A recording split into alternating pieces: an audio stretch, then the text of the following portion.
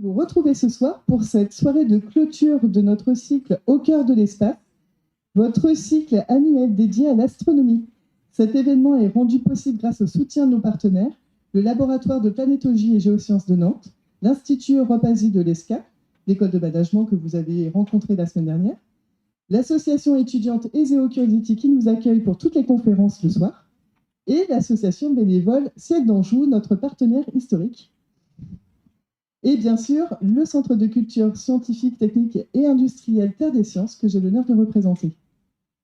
Ce soir, c'est une soirée un peu spéciale puisque nous avons tous été labellisés Année des géosciences 2024-2025. Voilà. Donc au programme ce soir, un petit quiz interactif pour tester un petit peu vos connaissances, c'est à votre tour cette fois, et puis des échanges passionnants avec deux invités d'exception qui viennent l'un de Toulouse, l'autre de Reims. Donc, ils ont fait beaucoup de chemin pour vous. Sylvie Vauclair, astrophysicienne, professeure émérite à l'Université de Toulouse, membre honoraire de l'Institut universitaire de France. Et Sylvain Boulet, planétologue à l'Université Paris-Saclay, président de la Société astronomique de France. Merci à vous d'être là parmi nous ce soir. Je pense que déjà, on peut les applaudir, ne serait-ce que pour le chemin et pour être présents ce soir avec nous. Alors, première question, on va le faire à main levée, ça sera plus interactif. On est d'accord ? Voilà. Donc, première question, attention, c'est une question très difficile. Quelle est la plus grande planète de notre système solaire ? Il y a 30 secondes pour que tout le monde réfléchisse. La Terre, Saturne, Jupiter. Qui dit la A ? La B ? La C ?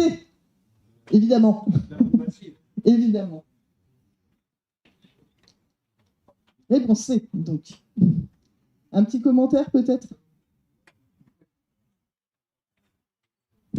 C'est bon.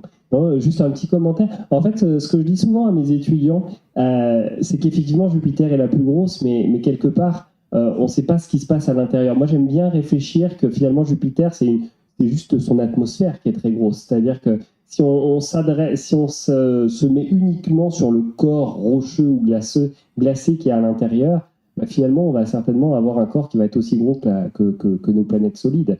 Donc c'est une grosse planète parce que c'est juste une énorme atmosphère. Un jour, j'avais fait une blague avec un de mes collègues qui était spécialiste de la sédimentologie sur Terre. Et en fait, je lui avais demandé de faire un cours sur la sédimentologie sur Jupiter. En fait, on pourrait se poser la question de qu'est-ce qui se passe, quels sont les processus de surface sur un corps, parce qu'on parle de noyau, et quand on parle de noyau, nous, on voit tout de suite le noyau sur Terre, avec un noyau de fer, etc. Mais là, clairement, on a quand même un corps planétaire qui est au centre de cette gigantesque atmosphère. On n'y connaît strictement rien, mais ça doit être passionnant de voir ce qui se passe à la surface de Jupiter, mais vraiment à la surface du corps planétaire, quoi. Donc voilà, juste un petit rappel, voilà que quand on le voit, Jupiter, Saturne, Uranus, Neptune sont très grosses, mais il faut quand même se rappeler que c'est quand même exclusivement quand même lié à leur atmosphère. Et voilà, est-ce qu'un jour on saura ce qui se passe vraiment à l'intérieur de ces corps ? C'est une grande question, mais je trouve ça intéressant. Merci Sylvain. On passe à la deuxième question. Quel est le nom de notre galaxie ? Encore une question très difficile. Andromède ? Non. Le grand nuage de Magellan ? La Voie lactée ? La Voie lactée, on est bien d'accord. Hein. Là, c'est les deux questions pour vous mettre un petit peu dans le mouvement du quiz, on va dire. Réponse C, donc effectivement. Sylvain ? Ou Sylvie ? Un petit commentaire, peut-être, sur la Voie lactée ? Un petit commentaire, la Voie lactée, c'est d'abord, il y a des histoires de... Mais là je n'avais pas prévu, donc des histoires mythologiques. C'est la diapo de Sylvain, je ne veux pas dire. Ah, d'accord. Ah, bah écoute, je vais te le passer, mais je voulais simplement dire que Voie lactée, c'est galaxie. Hein. Galaxie, Voie lactée, on trouve le terme laxie, le lait, mais je te laisse la parole. Du galac, en fait, hein, ça vient de galactose, le lait, hein, donc c'est ça. Juste quand même, hein, je ne peux pas m'empêcher de ce petit lien. On est effectivement dans une galaxie dans laquelle il y a 100 milliards d'étoiles et pas 100 milliards d'étoiles dans le système solaire. Je ne sais pas si vous avez vu cette cette petite présentation de notre cher Premier ministre au Muséum national d'histoire naturelle. Donc je vous invite. Il a fait, oui, tout à fait. Il a fait un discours au Muséum d'histoire naturelle il y a quelques jours où il a annoncé qu'il y avait 100 milliards d'étoiles dans notre système solaire. Bon, il a dû se tromper, mais voilà. Je crois que ça prouve quand même, il y a quand même un gros problème, hein, c'est que nos politiques ne connaissent rien dans tout ce qui est scientifique. Surtout qu'il a dit qu'il avait une passion depuis son enfance, c'était l'astrophysique, et qu'il était passionné par le système solaire. Et donc, il a effectivement... Donc, voilà, hein, je pense que c'est clair pour tout le monde. Hein, il y a une étoile dans notre système solaire, et il y a des milliards d'étoiles dans notre galaxie. Il y a des centaines de milliards de petits corps dans le système solaire, c'est peut-être ça qu'il a voulu dire. Il confond les petits corps et les étoiles. Il confond beaucoup de choses. Mais voilà, allez voir ça, c'est quand même bon. Voilà, c'est un petit clin d'œil, c'est assez marrant. Et c'est important hein, parce qu'on le voit bien quand même que je pense qu'ici, tout le monde est passionné d'astronomie, mais je pense que tous ici, on a un devoir de communication envers tout le monde, les jeunes, les plus vieux, tout le monde, parce que c'est des choses qui semblent tellement simples et finalement, tout le monde s'en mêle les pinceaux sur qu'est-ce qu'une galaxie, qu'est-ce qu'un système stellaire, qu'est-ce que l'univers, etc. Et en fait, on voit bien que c'est quand même pas clair du tout pour la majorité des gens. Hein. Quand on regarde quand même que globalement, on a encore une personne sur 4 qui pense que le Soleil tourne autour de la Terre. Hein. Donc, on est quand même dans un monde hein, actuellement où je pense que ça fait pas de mal de le rappeler. Et donc, même si on est là certainement avec des gens qui connaissent tout ça, je pense qu'on a quand même, il faut bien se dire ça, qu'on a ce devoir de communiquer au plus grand nombre.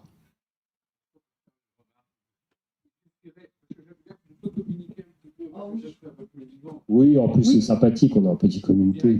Mais ne serait-ce, ça marche, oui. Ne serait-ce qu'avec les GPS et tout ce qu'il y a maintenant, les gens ne savent plus une constellation. Qu'est-ce que c'est et à quoi ça servait les constellations? Donc dans le stage, on l'a rappelé, c'est bonjour. Mais c'est pour ça qu'on commence l'observation à l'œil nu et puis ensuite on continue.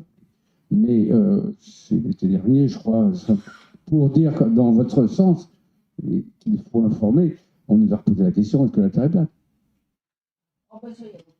Oui, ben oui, mais bon, à l'époque des politiques, je veux dire, politique, donc, non, mais moi je trouve ça très intéressant. Moi je ne vais pas leur dire tout de suite, c'est pas le but, mais c'est vrai que c'est très intéressant d'essayer de voir, de comprendre ce qui se passe dans la tête des gens qui pensent que la Terre est plate. Et c'est pas si simple que ça, en fait.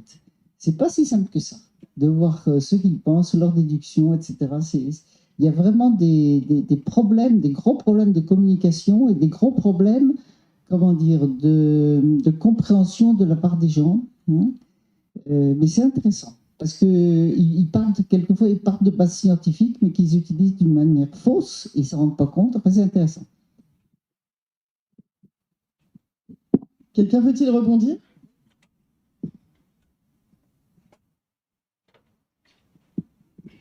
Bonsoir, j'ai une question complètement haute, mais c'est quand déjà qu'il va y avoir une fusion entre la galaxie d'Andromède et la Voie lactée? Parce que 5 milliards d'années. Pour 5 milliards d'années. Okay. À peu près à la fin de la vie du Soleil. Hein. C'est pas approximativement. D'autres réactions, d'autres questions, d'autres remarques? Très bien.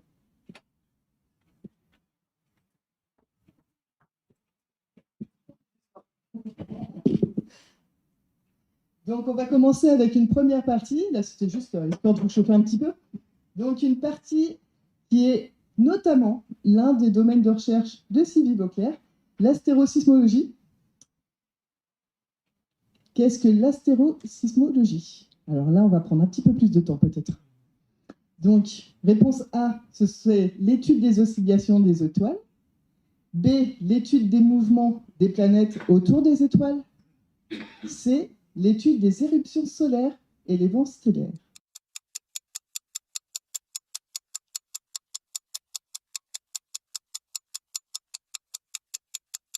Réponse A. Réponse B. Ça nous permet en même temps de voir un petit peu... Réponse C. Sylvie? Oui, alors c'est la réponse A. Mais en fait, il faut comprendre ce que ça veut dire. Hein. C'est pas si simple que ça. Parce que quand on parle d'oscillation des étoiles, on peut imaginer que les étoiles, elles font ça, par exemple. C'est pas du tout de ça qu'il s'agit. Il s'agit d'oscillation interne ou de vibration. Hein. On ne parle pas toujours d'oscillation, mais quelquefois de vibration. Alors c'est vrai, j'ai une petite diapositive complémentaire. Est-ce qu'on peut cliquer sur la flèche là? Voilà. Donc cette image que vous avez à gauche, c'est une image en fait une image avec une simulation hein, du Soleil, dans lequel on a enlevé tout ce qui est que vous connaissez bien, qui est tout ce qui est les éruptions solaires, tout ça, ça n'y est pas. C'est la surface du Soleil s'il n'y avait pas tous ces mouvements-là. Et c'est des vibrations qui sont amplifiées. Alors, ben, j'ai pas noté là, mais amplifiées à la fois à une vitesse beaucoup plus rapide, parce qu'en réalité, ces oscillations sont de 5 minutes.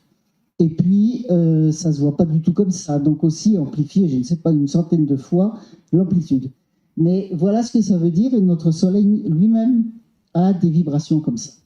Alors, en réalité, ces vibrations-là, enfin, ça c'est pour le Soleil, mais il y a beaucoup d'étoiles, beaucoup d'étoiles qui ont des vibrations comme ça. Et ça veut dire qu'il y a des ondes qui se propagent à l'intérieur et qui font résonner la sphère stellaire. Et ces ondes-là, ben, il y en a en gros de deux sortes.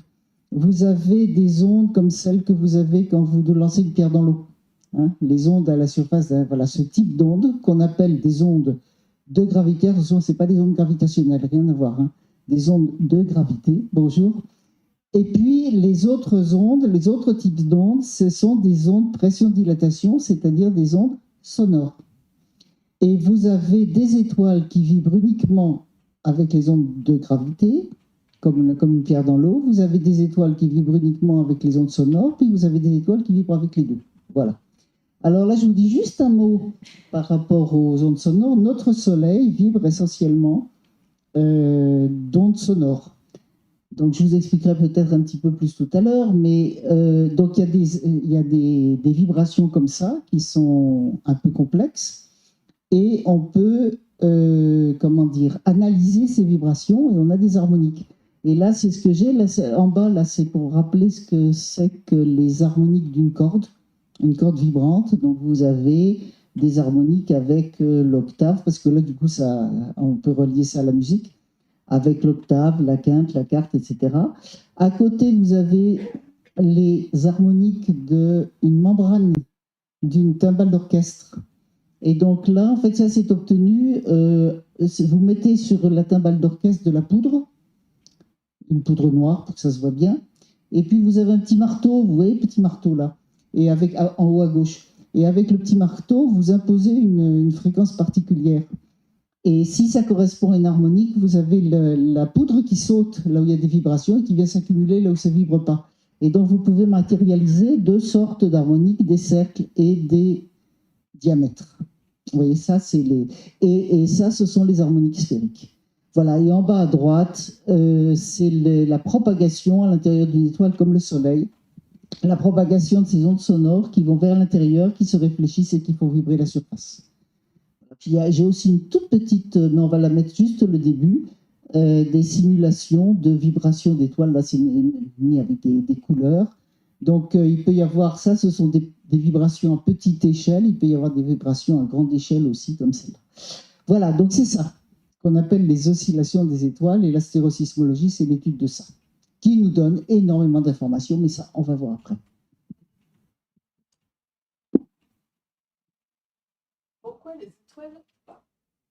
Pourquoi les étoiles oscillent-elles? Que peuvent révéler ces oscillations? Ah, attention, c'est long.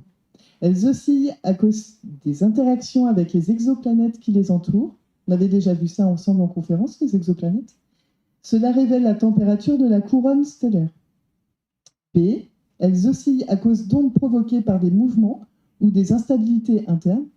Cela donne des informations sur leur structure interne. C. Elles oscillent à cause de leurs mouvements dans la galaxie et ces oscillations révèlent leur vitesse de déplacement. On laisse un petit peu peut-être le temps de réfléchir.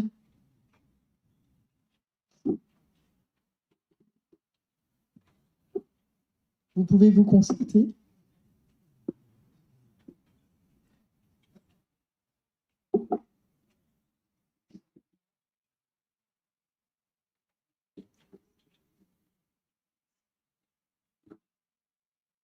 C'est bon pour vous? Alors, du coup, réponse A. Personne. Réponse B. Réponse C. Eh ben, c'est bon, c'est réponse B. Sylvie? Oui, alors du coup je continue pour expliquer. Alors j'explique pour le soleil et les étoiles comme le soleil et les ondes sonores. Je ne peux pas expliquer tout. Je vous explique pas les ondes de gravité, il faudrait voir ça une autre fois. Donc le soleil, ça c'est l'intérieur du soleil, un schéma. Et donc il y a au centre, alors attention, il n'y a pas à l'intérieur du soleil, et ça c'est un schéma, hein. À l'intérieur du soleil, il n'y a pas de zone comme ça, de limite, hein. C'est juste pour fixer les idées. Mais au centre, vous avez les réactions nucléaires qui se produisent, vous avez de l'énergie qui vient des réactions nucléaires et qui se propage depuis le centre jusqu'à l'extérieur, et puis là, c'est rayonné, et c'est l'énergie solaire qu'on reçoit. Mais cette propagation à l'intérieur, elle se fait d'abord ce qu'on appelle... Alors, excusez-moi, ça, c'est... non, c'est un peu en français, mais là, c'est la zone radiative. Oui. C'était en anglais au départ. C'est une région dans le Soleil où l'énergie est transportée par le rayonnement. C'est les photons, hein, qui transfèrent le rayonnement. J'ai envie de dire, c'est comme les systèmes de chauffage dans les maisons. Enfin, on ne fait plus trop ça maintenant. Enfin, il y a les radiateurs et les convecteurs, vous savez. Les radiateurs qui rayonnent l'énergie et les convecteurs qui créent de la convection, c'est-à-dire des mouvements de matière. Eh bien, dans le Soleil, vous avez comme des radiateurs, donc il y a 2/3 du rayon, et le tiers restant, c'est convectif, c'est-à-dire que vous avez des mouvements. On voit d'ailleurs, hein, ceux qui connaissent ça, on voit ce qu'on appelle la granulation solaire. Hein, et ces mouvements-là, eh ben, quand vous faites bouillir de l'eau, vous avez des mouvements, qu'est-ce que ça fait? Ça fait du bruit. Donc ces mouvements-là font du bruit. Alors du bruit, c'est-à-dire des ondes sonores, alors pas les fréquences audibles à l'oreille, hein, mais c'est des ondes sonores qui sont créées par ces mouvements et qui se propagent à l'intérieur de la sphère solaire. Et alors il se passe la même chose que dans une caisse de résonance d'instruments de musique, c'est-à-dire vous avez certaines fréquences qui vont entrer en résonance et être amplifiées, et certaines fréquences qui vont au contraire se dissiper. Et donc, vous avez la grosse sphère qui résonne à des fréquences toutes particulières, et ce sont les harmoniques dont on a parlé tout à l'heure. Donc, c'est extrêmement intéressant parce que, effectivement, à partir de l'observation de toutes ces harmoniques et de l'intensité, l'énergie qu'il y a dans chacune des harmoniques, eh bien, on peut connaître l'intérieur du Soleil actuellement 1 pour 1000 près. Hein, c'est extrêmement précis. Voilà. Et alors, on parlait des exoplanètes. Évidemment, ces oscillations ne sont pas dues à la présence d'exoplanètes, bon, à la présence des planètes pour le Soleil. Mais quand on étudie les exoplanètes, si on veut avoir des informations précises sur les exoplanètes, leur masse, par exemple, on sait le faire à condition de bien connaître l'étoile centrale, bien connaître les paramètres de l'étoile centrale. Et si l'étoile centrale a des oscillations, bien grâce à ces oscillations, on peut connaître mieux l'étoile centrale, donc on peut connaître mieux les détails des planètes qui tournent autour de cette étoile. Voilà. Messieurs, dames, est-ce que vous voulez réagir ou vous poser une question par rapport à ce sujet?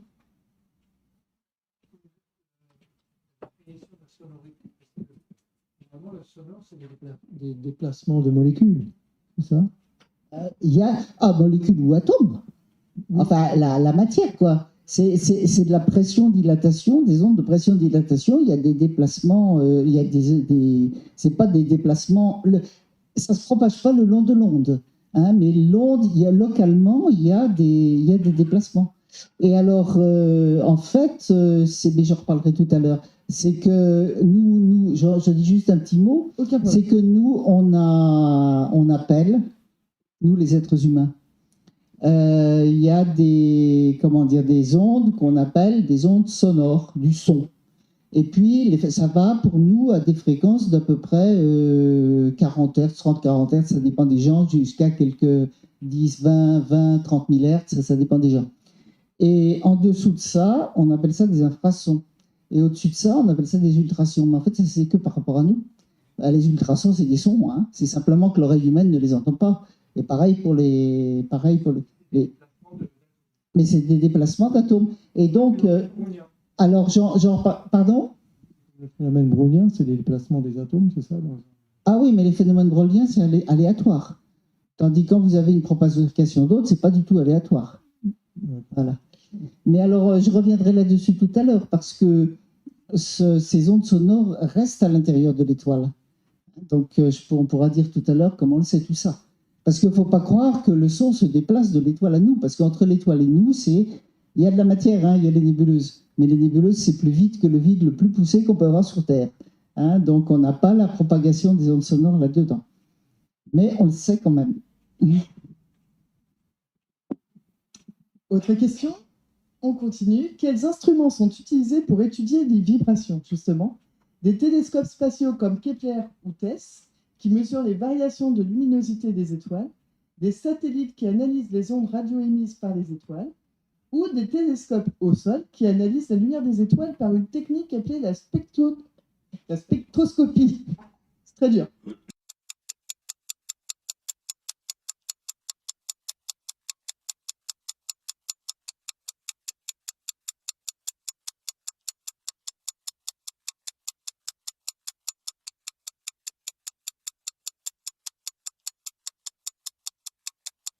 Alors, on va voir pour les réponses. Qui dit A? A. Qui dit B? Qui dit C? Ah, c'est mitigé finalement. Eh bien, vous avez bien raison, c'est réponse A et C. Il y avait un piège là, il y en a deux qui sont valables. Et ce qui est drôle, c'est que parmi vous, il y en a la moitié qui a répondu A, la moitié qui a répondu C. Hein, et en fait, c'est A et C. Ce pas les mêmes instruments. Alors voilà, je vais vous expliquer un petit peu.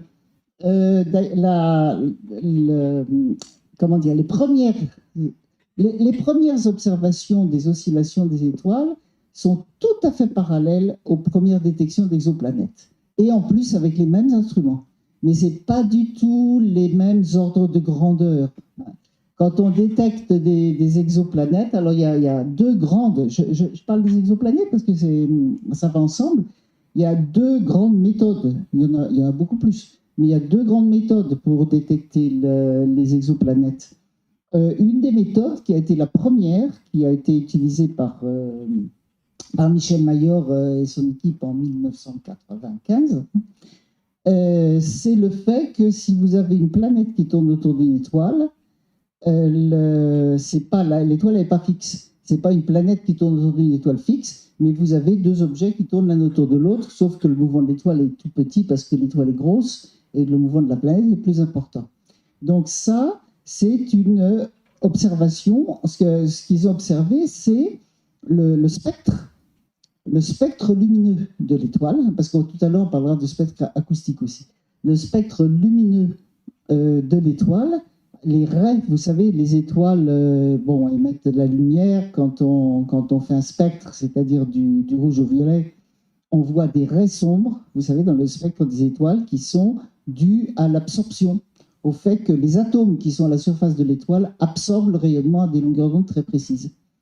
Et si, au cours du temps, on voit que ces longueurs d'onde, ces raies noires dans le spectre des étoiles bougent, un petit peu plus rouge, un petit peu plus bleu, un petit peu plus rouge, un petit peu plus bleu, eh bien, c'est lié parce qu'on a fait ce qu'on appelle l'effet Doppler. L'effet Doppler, je pense que... Vous connaissez l'effet Doppler ou pas? Je n'ai pas besoin d'expliquer. Hein. Donc, c'est que l'étoile bouge un petit peu. Hein. Et c'est comme ça que Michel Mayor a découvert avec Didier Queloz, la première exoplanète. Maintenant, et alors ces mouvements-là, c'est de l'ordre de quelques vitesses, quelques kilomètres par seconde. Maintenant, si en plus de ça, à une échelle beaucoup plus petite, vous avez ce même effet Doppler, mais plus rapide et beaucoup plus petit, eh bien, qu'est-ce que c'est? Eh bien, c'est en plus du fait que l'étoile bouge un peu, elle oscille. Donc vous avez les deux effets, pas du tout à la même échelle, mais avec les mêmes instruments. Et ça, c'est la spectroscopie, et ça, c'est des instruments au sol. Donc, Observatoire de Haute-Provence, c'est là que la première exoplanète a été découverte. Et c'est là aussi qu'on fait des observations d'astérosismologie par cette méthode-là. Ça, c'est ARPS. Voilà, c'est écrit là en dessous ce que c'est que ARPS, qui est un instrument au Chili, à l'Observatoire de la CIA, qui aussi fait les deux, qui aussi peut permettre de détecter des planètes et détecter des oscillations d'étoiles. C'est pas du tout la même échelle. Et vous avez pour les instruments au sol, vous avez des réseaux. Alors les réseaux, ça veut dire que si vous voulez observer une étoile, par exemple, et avoir des informations très précises sur les oscillations de cette étoile, ou bien le Soleil, eh bien, le Soleil, il est là dans la journée, ensuite il se couche, et les étoiles arrivent, et les étoiles ensuite se couchent, etc. Donc, si vous voulez pouvoir les observer en permanence, sans avoir ce problème de coucher, lever, coucher, soit du Soleil d'un côté, soit des étoiles de l'autre côté, il y a des réseaux. Donc, des réseaux de télescopes tout autour du monde qui prennent le relais. Quand l'étoile se couche quelque part, il y a un autre télescope qui prend le relais. Et pour le Soleil, pareil. Quand le Soleil se couche, il y a un autre télescope qui prend le relais. Alors là, je vous ai montré GONG, simplement, qui est le Global Oscillation Network Group, qui est pour le Soleil.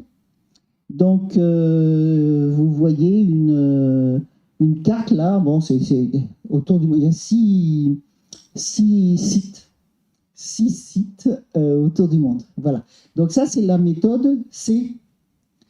Et sinon, on envoie des instruments dans l'espace, et alors là, c'est beaucoup plus délicat, c'est différent. C'est-à-dire qu'il s'agit, et ça aussi, que ce soit TESS, Transiting Exoplanet Survey Satellite, Kepler, le télescope Kepler, qui maintenant ne fonctionne plus, là aussi, on peut faire les deux expériences, les deux, détecter des planètes et mesurer les oscillations des étoiles. Mais alors là, ce n'est pas de la spectroscopie. On mesure des petites variations de luminosité. Et alors, vous comprenez bien que ça ne peut mesurer que des vibrations très globales des étoiles, parce que des petites vibrations comme celles que vous avez vues pour le Soleil, ça ne va pas vous faire des changements globaux de luminosité. Mais les vibrations assez globales des étoiles peuvent se mesurer avec ces instruments-là. Donc, vous voyez, il y a les deux... Et dans l'espace, on ne peut pas faire de spectroscopie, parce que pour arriver, c'est très délicat, très très précis. Donc pour arriver à détecter des oscillations d'étoiles avec la spectroscopie, là il y a un instrument qui s'appelle Sophie, il y avait Elodie, il y avait Sophie, ils aiment bien les noms de femmes, les gens à l'Observatoire de Provence. Donc ici c'est ARPS. Là on vous le montre comme ça, mais dans la réalité, ça doit être extrêmement stable pour pouvoir détecter des petites vibrations. Donc en fait, ils sont sur un pilier très stable, à l'intérieur de plusieurs, comme des poupées russes, de plusieurs, abris, je ne sais pas comment dire, protections. Donc ça ne peut pas être dans l'espace. Et en revanche, sur Terre, les variations globales de lumière, on ne peut pas faire, parce que dans l'espace, il y a plus de possibilités, il n'y a pas de problème de l'atmosphère terrestre et tout ça. Donc voilà, c'est complémentaire. Donc les deux réponses étaient bonnes, mais pas celle du milieu, et personne d'entre vous n'a levé la main pour celle du milieu. Donc ça, c'est parfait. Je vous avais dit, on a un public de passionnés. Oui, non, mais c'est juste, je n'ai pas compris la réponse déjà d'avance. Les étoiles variables ne s'expliquent pas par cette oscillation. Alors les étoiles, ce qu'on appelle les étoiles variables, comme les céphéides par exemple, ou les RR, etc., c'est le même genre de choses, si. Sauf que ce sont des variations tellement globales que le changement de lumière, le changement de luminosité est vraiment très visible. Et c'est pour ça que les gens l'ont vu même à la fin du 19e siècle. Donc, mais c'est quand même des... si vous voulez, quand on voit les harmoniques, ça correspond à des harmoniques qui font vibrer vraiment globalement l'étoile. Comme les céphéides, ça gonfle et ça dégonfle comme un ballon de foot. Mais c'est quand même le même genre de réseau. Ah oui, mais C'est pas comme ce que je vous ai expliqué pour le Soleil. Hein. L'histoire, je vous ai bien dit, hein, ce que je vous ai expliqué pour le Soleil, que ces ondes sont dues au mouvement de la zone convective, c'est pour le Soleil et les étoiles qui ressemblent au Soleil. Je vous ai bien dit qu'il y a plein d'autres étoiles qui vibrent et qui ont d'autres raisons, qui peuvent être des raisons, bon, c'est un peu compliqué les autres raisons, mais des raisons aussi de transport de chaleur, mais avec des problèmes de composition chimique. Enfin, il y a toutes sortes de raisons. Donc les céphéides, c'est pas comme le Soleil, mais comment dire, fondamentalement, c'est quand même le même genre de processus, mais beaucoup plus visible. Juste parce que j'y pense, est-ce que l'histoire des champs magnétiques, je vais vous dire franchement, j'ai vu cet après-midi une conférence sur YouTube qui parle de champs magnétiques possibles à l'intérieur du noyau. Du noyau de quoi? De l'étoile, justement, c'est ça que j'ai un peu de mal à comprendre. Ah ben, je vais vous dire que si, absolument si. L'idée qu'il y a du genre... Écoutez, l'intérieur de l'étoile est chargé électriquement. Ce n'est pas des atomes neutres, ce sont des ions. Et quand vous avez des particules électriques qui bougent, ça fait du champ magnétique. C'est pas dissocié. Donc l'idée qu'il y a du champ magnétique à l'intérieur des étoiles, l'idée est là depuis longtemps. Et je peux vous dire que depuis peu de temps, il y a eu une réelle détection de champs magnétiques à l'intérieur d'une étoile. Et vous savez comment? Grâce à l'astérosismologie. Parce que ça va beaucoup plus loin que tout ce que je vous ai raconté. Mais si vous avez du champ magnétique, ça change un peu les phénomènes. Et alors, je peux tellement le dire que les gens qui ont trouvé ça sont des gens du laboratoire à Toulouse, où je suis. Bon, mais c'est pas moi, mais des gens de chez nous qui ont, pour la première fois, je crois que c'est dans Vega. Je crois que c'est dans Vega, mais je suis pas sûr. Mais qui ont mis en évidence le champ magnétique à l'intérieur d'une étoile. C'est absolument vrai, ça. Très récent. Disons que l'idée qu'il y a du champ magnétique dans les étoiles, c'est pas récent. Mais l'idée de pouvoir le mesurer en utilisant ces techniques-là, c'est extrêmement délicat, extrêmement précis. Mais c'est vrai, c'est correct et c'est très récent. Merci Sylvie pour ces éléments. On continue. On va parler d'âge. On rigole moins d'abord. Hein. Comment l'âge des étoiles, hein, je vous rassure. Comment les oscillations des étoiles peuvent-elles aider à déterminer leur âge? Réponse A, en analysant les modes de vibration et leur fréquence. B, en mesurant la luminosité maximale qu'elles atteignent. C, en observant les émissions de rayons X provenant de leur noyau.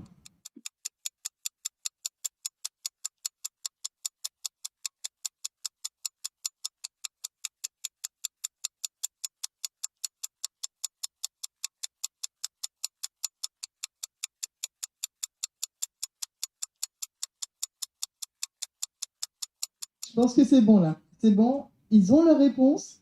Réponse A. Réponse B. Ah. Réponse C. Ah. Désolé Patrick. Eh bien, c'est la réponse A. Sylvie va nous éclairer. Alors, je vous montre encore une diapositive un peu compliquée, mais ça, à gauche, là, c'est ce qu'on appelle le diagramme Hertzsprung-Russell. Et ça montre les étoiles du ciel, la lumière qu'elles émettent et leur température. Et ce qu'on voit, c'est qu'elles sont pas n'importe où, qu'elles sont dans des endroits très précis. Les étoiles, quand elles sont stables, elles ont une certaine température, une certaine luminosité, elles n'ont pas n'importe quoi. Et ça, c'est quelque chose qui a été compris au début du XXe siècle. Et là, oui, je vous mets des diagrammes, hein, là je suis un peu...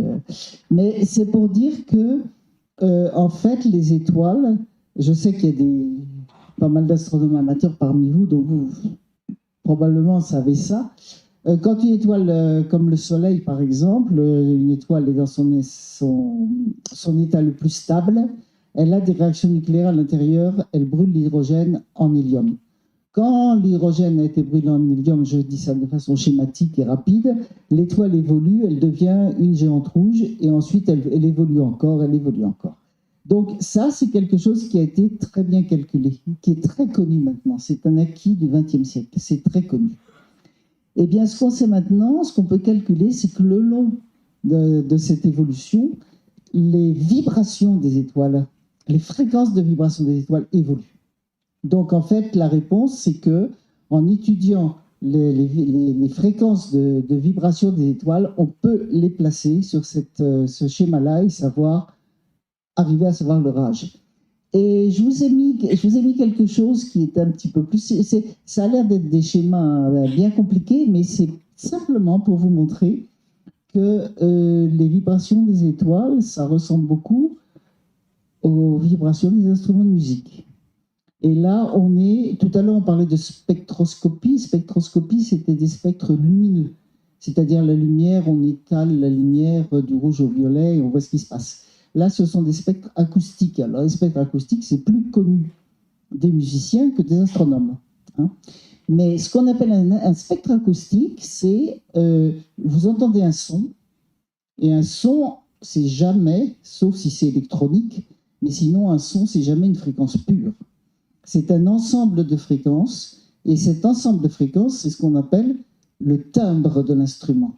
Et donc, vous avez tout un ensemble de fréquences correspondant à des harmoniques, et suivant l'intensité qui est sonore dans chacune des harmoniques, vous avez un timbre différent alors que vous jouez la même note. Ça, c'est bien connu des musiciens. Donc là, ce que vous avez en haut, c'est un son d'une flûte traversière qui joue un fa. Et alors, la flûte traversière, là, c'est très clair, parce que vous savez, la flûte traversière, suivant la manière dont on met les lèvres, dont on souffle, on va avoir un son différent. Hein, vraiment un timbre très différent, même si on joue la même note. Et donc là, c'est une flûte traversière qui joue un fa, mais vous avez deux sons différents. Un son qu'ils appellent rond, là, puis un son qu'ils appellent timbré, peu importe. Si vous comparez ces deux schémas-là, vous voyez qu'il y a des pics. Alors, ça, en bas, c'est la fréquence. Et puis, en vertical, c'est l'intensité du son dans chacune des fréquences.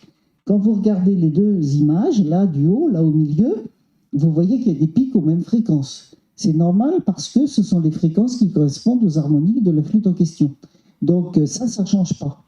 Mais ce qui change, c'est l'intensité sonore qu'il y a dans chacune de ces fréquences. Et vous voyez qu'il y a que ça change, et qu'il y a une courbe pointillée, c'est ce qu'on appelle l'enveloppe du son chez les musiciens. Et vous voyez qu'il y a un maximum, le deuxième pic. Le deuxième pic, là, il y a un maximum, sur les deux, il y a un deuxième pic. C'est ça qui donne la note Fa. C'est parce que le Fa correspond au maximum de l'enveloppe sonore. Mais vous voyez qu'à celle de droite, vous avez des pics à droite qui sont beaucoup plus intenses qu'à celle de gauche. Et c'est ça qui donne la variation du timbre. Alors maintenant, vous regardez à droite, eh bien, c'est le spectre acoustique du Soleil. Alors, vous voyez que ça n'a pas tout à fait la même forme. Ça a une forme un peu d'une courbe en cloche. Et je pense que vous ne pouvez pas voir les fréquences. Là, on avait des fréquences de l'ordre de un peu moins de 1000 Hz, les fréquences sonores. Le Soleil, c'est du millihertz, 3000 Hz. Hein, donc, c'est très, très, très, très, très, très, très, très grave. Mais vous avez une enveloppe du son avec un maximum.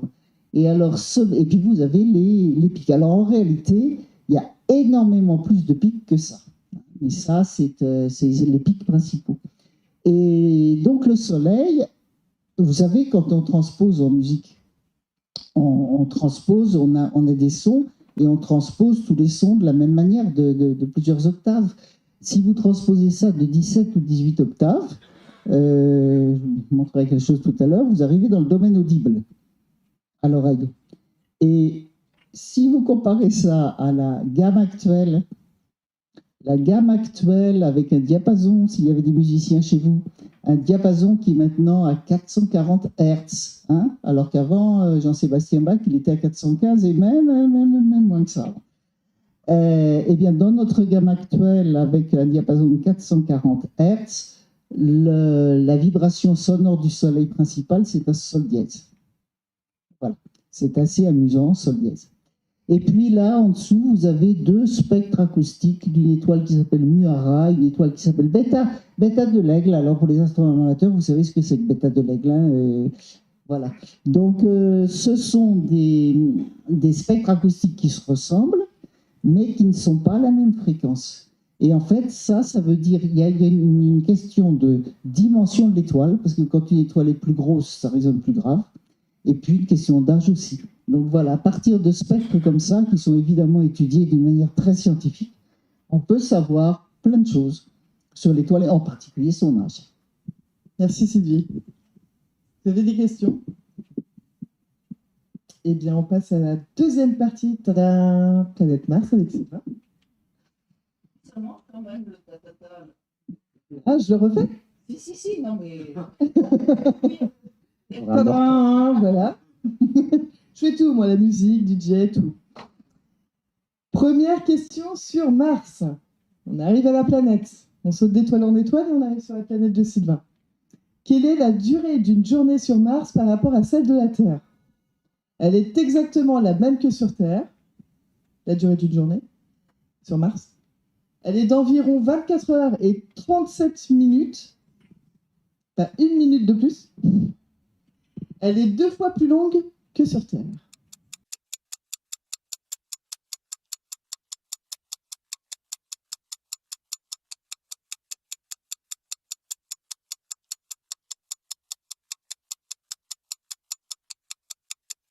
Eh bien, réponse A. Réponse B. Oh. Réponse C. Eh bien, vous avez... Ah, dommage. Vous avez tous raison, sauf 2 personnes du public. Donc, réponse B, effectivement. Sylvain, un éclairage, du coup? Alors, effectivement, hein, c'est 24 heures 37 minutes. Et c'est assez troublant, entre guillemets. C'est-à-dire qu'effectivement, quand on dit la période de rotation, hein, puisque voilà, la durée du jour, c'est vraiment la période de rotation de la planète Mars, on se reconnaît directement en se disant, bon, finalement, une journée martienne est à peu près la même quand même qu'une journée terrestre. Est-ce que vous savez depuis quand on sait cette période de rotation? Depuis quand on sait que c'est à peu près 24 heures? Est-ce que vous avez une idée? Ouais. Bien avant. Bien avant, et ouais. En fait, vous voyez sur cette image, bon, j'ai mis ça juste pour agrémenter, hein, c'était des images prises par des amateurs avec une rotation. En fait, vous avez cette formation qui est bien connue, qui s'appelle Syrtis Major, qui est une formation, si pour ceux qui ont déjà vu Mars, hein, que vous ne pouvez pas rater, c'est la tache noire principale qu'on peut voir à la surface de Mars. Et en fait, dès 1638, hein, l'astronome Fontana avait détecté cette tache sombre et avait déterminé la période de rotation de la planète Mars. Et donc, vous voyez, hein, ça fait près de 4 siècles qu'on sait que Mars tourne en à peu près 24 heures, ce qui, évidemment, dans l'imaginaire et dans le côté ressemblant de la planète Terre, a tout de suite interpellé en se disant, bon, ben voilà, la planète Mars ressemble vraiment à la planète Terre, et on a finalement un monde très terrestre.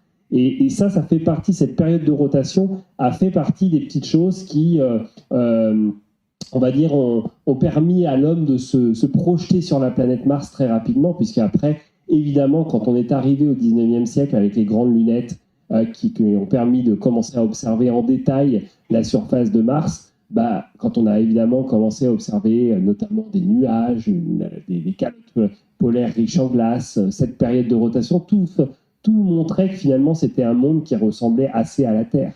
Et donc tout ça préparait finalement à ce grand virage, hein, du XXe siècle, où vous avez eu à la fin du XIXe siècle, hein, le fameux débat sur les canaux martiens, sur la présence d'eau, sur la présence de martiens, évidemment. Et c'est vrai que cette période de rotation a fait partie quand même des arguments amenés en se disant, bon, finalement, si on allait sur Mars, on aurait quelque chose d'assez semblable, avec une alternance de jour-nuit qui serait à peu près équivalente à celle de la Terre. Si ce n'est quand même qu'on a ce décalage de 37 minutes, hein, il faut bien réaliser que ça ne paraît pas grand-chose, mais par exemple, tous les collègues qui envoient des robots à la surface de Mars, hein, vous avez entendu parler de Curiosity, de Perseverance, etc. eh bien, toute la période d'utilisation, en fait, quand en fait, les collègues vivent à l'heure martienne. Donc, en fait, ils commencent tout doucement, à peu près aux mêmes heures de travail, mais tous les jours, ils ont un délai de 37 minutes. Et donc, en fait, très, très vite, ils se retrouvent à travailler la nuit. Et donc, en fait, on a un décalage. Donc, les premiers instants des missions martiennes, en fait, fait que, effectivement, on se met à l'heure martienne. Donc, les collègues ont une vie un peu décousue parce que ben voilà, après quelques semaines de travail, ils se retrouvent à travailler la nuit, puis inversement, etc. Donc on a beau avoir une période de rotation à peu près équivalente, on a quand même un décalage horaire qui se produit régulièrement, qui fait qu'on est, voilà, on n'est pas exactement câblé sur le même horaire. Oui, juste pour vous rappeler aussi, hein, c'est que quand je parle de période de rotation de 24 heures 37 minutes, je ne peux pas m'empêcher de dire quand même que Mars a aussi une ressemblance avec la Terre, c'est sur son angle, sur ce qu'on appelle l'obliquité, hein, c'est-à-dire l'inclinaison de l'axe de rotation par rapport à la verticale. Et donc cet axe de rotation, vous voyez que c'est 25 degrés, très proche de notre angle aujourd'hui de 23 degrés 26 minutes. Et ça, c'est pareil, c'était une autre chose qui ressemblait finalement à la Terre, hein, quand on a déterminé, parce que, vous le savez bien, cette obliquité est à l'origine des saisons. Si la Terre n'avait pas d'obliquité, n'avait pas ces fameux 23 degrés, on n'aurait pas de saisons comme on les observe aujourd'hui. Donc c'est vrai que très vite, on s'est dit, bon, voilà, sur Mars, il y a des saisons, c'est ce qui va permettre le développement de la vie, c'est ce qui va permettre d'avoir des changements saisonniers, et c'était extrêmement important. On imaginait au 19e siècle que la surface de Mars était recouverte de végétation. Vous lisez Camille Flammarion, hein, il vous dit c'est impossible d'imaginer que Mars est un désert complet. Forcément, le sol rouge est lié à des champs de coquelicots. Et donc voilà, le coquelicot était l'emblème de la botanique martienne. Hein, et tout ça grâce aux saisons. Et d'ailleurs, il disait fort justement que voilà, sur Jupiter, vous n'avez pas d'obliquité, pas de saison, pas de vie. Voilà, donc ça c'était sa conclusion de l'époque. Donc vous voyez que voilà, cette ressemblance de Mars entre la période de rotation et l'obliquité. Alors une chose quand même qui est la grosse différence avec la Terre, c'est que notre obliquité à nous a des petits changements, mais très faibles. Elle est liée notamment à la présence de la Lune, qui nous permet quand même d'avoir une obliquité et des changements d'obliquité très faibles. Alors que sur Mars, pas de Lune, et donc on a des changements d'obliquité quand même très importants qui peuvent varier de quasiment 10 à 45 degrés. Donc en fait, vous avez vraiment une planète qui bascule et qui permet, et à des échelles assez rapides, qui permettent d'avoir des changements climatiques très rapides à la surface de Mars, avec des dépôts notamment de changements de dépôts de glace au niveau des zones polaires, au niveau de l'équateur. Et on a vraiment des changements climatiques très importants avec une instabilité donc beaucoup plus marquée sur Mars que sur la Terre. La période, l'obliquité sur Mars, on doit être, je ne veux pas dire de bêtises, on doit être un tout petit peu moins que sur les 40 000 ans de la Terre. Je n'ai pas la période d'obliquité, je ne veux pas dire de bêtises. Question suivante. Ah oui. Comment on calcule l'axe Sur l'axe de rotation. L'axe de rotation, comment c'est par rapport à quel repère orthonormé? Alors, globalement, c'est tout par rapport à l'écliptique. Hein. C'est-à-dire que vous allez... c'est-à-dire que là, c'est notre axe de rotation, hein, et c'est vraiment 23 degrés par rapport à la verticale, enfin, à la perpendiculaire de notre écliptique. Donc, les 23 degrés, c'est ça. Donc, effectivement, il y a tout un jeu de savoir dans quelle orientation tournent les astéroïdes, notamment, hein, parce qu'on va avoir des astéroïdes qui vont avoir des axes un peu plus variables. Sur les planètes, hein, vous le voyez, Uranus roule sur son orbite. Vénus est très intéressante parce qu'elle tourne dans le sens inverse des aiguilles d'une montre, dans le sens des aiguilles d'une montre, pardon. Et donc vous allez avoir des petits changements. Parce que vous voyez que là, il dit 177 degrés. Hein. Donc en fait, il considère que Vénus est complètement inversée. Donc, on peut aussi considérer qu'elle est dans le bon sens, mais qu'elle tourne dans le sens des aiguilles d'une montre. Donc voilà, donc on a des petites variations comme ça qui fait effectivement qui vont jouer un rôle sur la surface naturellement, quoi, et sur des phénomènes géologiques.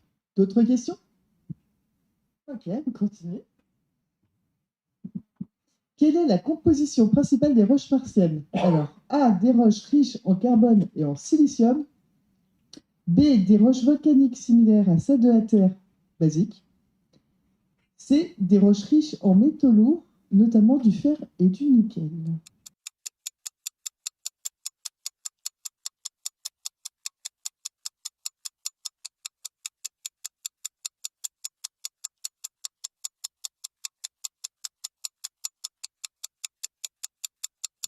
C'est bon pour vous? Donc réponse A, qui est pour la réponse A? Personne. Réponse B, peu de personnes.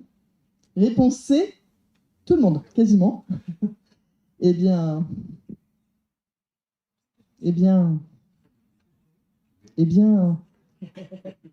réponse B.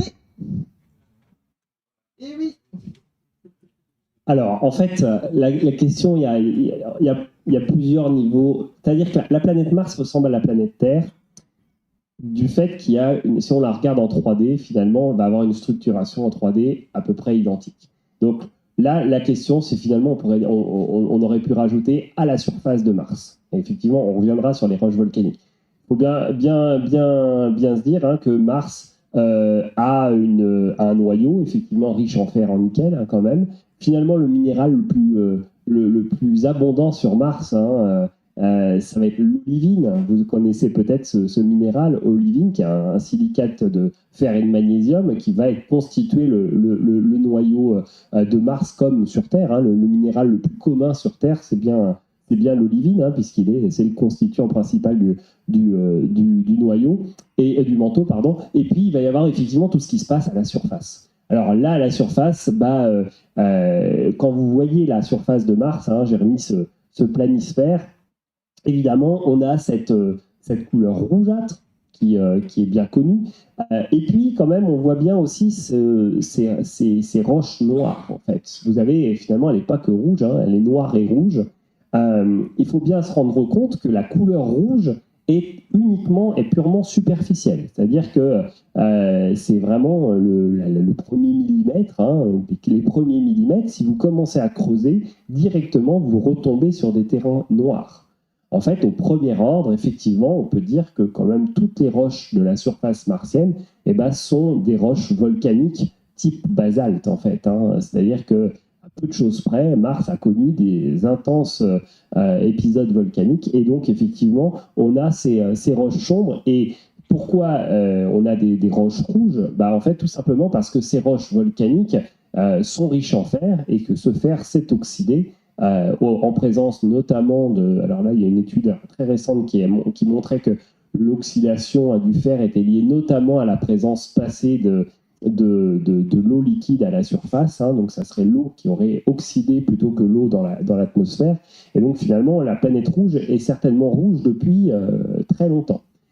Donc ça, c'est quand même quelque chose d'intéressant de se dire que finalement, la planète Mars, si vous aviez une machine à remonter le temps, elle ressemblerait à ça depuis beaucoup de temps. Aujourd'hui, on n'a pas d'échantillons, on n'a jamais ramené d'échantillons de Mars, d'accord? On a des robots qui sont allés gratouiller, qui ont pris des photos, etc. Donc ça, c'est intéressant. Les seuls échantillons qu'on a de la planète Mars, c'est ce genre de roches, ce sont des météorites martiennes. Donc ça, effectivement, sur Terre, on a retrouvé des météorites martiennes, ça veut dire des morceaux de Mars qui ont été éjectés de la surface de Mars suite à un impact. Vous avez un impact d'astéroïde qui éjecte des roches dans l'espace et ces roches vont faire le voyage Mars-Terre et on va les retrouver à ce moment-là. Et donc, on va réussir à identifier ces roches et ces météorites. Et effectivement, ces météorites, pour la plupart, sont des roches qui ressemblent assez à nos roches volcaniques terrestres. Voilà.